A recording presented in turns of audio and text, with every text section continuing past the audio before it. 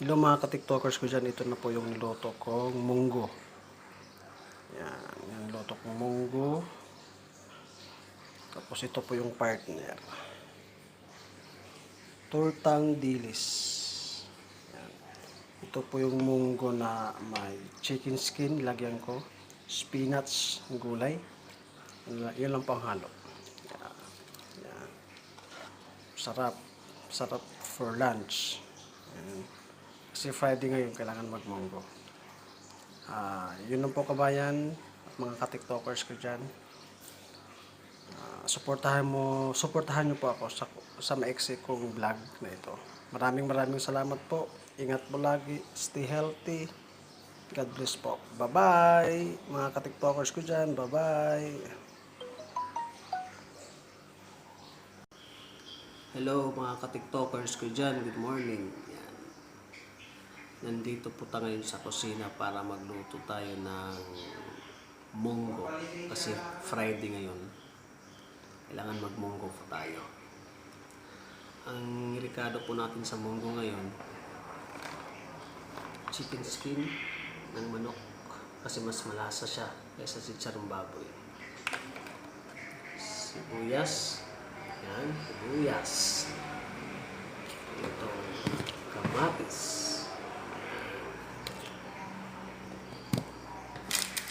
Sarap.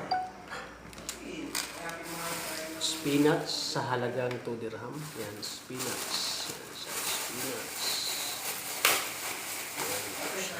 Spinach. Siyempre salt. Mantika.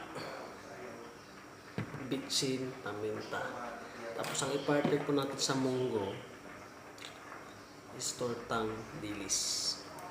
Tortang dilis na may kasama din siyang sibuyas at saka 5 pirasong itlog. Yan. Maliit ang itlog, small lang. Simura lang. Yan. Ngayon, pinalambot ko na po yung munggo. Yan. Ito siya. Pinalambot ko na yung munggo. Ito siya. Kailangan kung gusto nyo magmunggo mga ka-tiktokers ko dyan, kailangan ibabad nyo ang munggo ng overnight sa tubig para mabilis siya palambutin at saka umaalsa siya kaya nga ilang minuto na lumambot na siya. Kailangan ibabad muna natin sa tubig. Ang i-partner ko sana ngayon is galunggong. Kaya lang tinamad ako pumunta sa fish market kasi tanghali na ako nagising, anong oras na din. Sobrang init.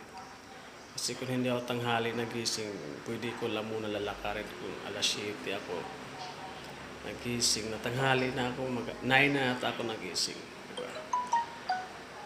Ito mga ka-tiktokers ko sa maiksi kung video, sana supportahan nyo po. At saka mag-ingat po tayo lahat. Stay healthy, stay safe. Bye-bye mga ka-tiktokers. Good morning po. Bye-bye. Mamaya ipapakita ko sa inyo ang finished product kapag luluto ko. Bye-bye.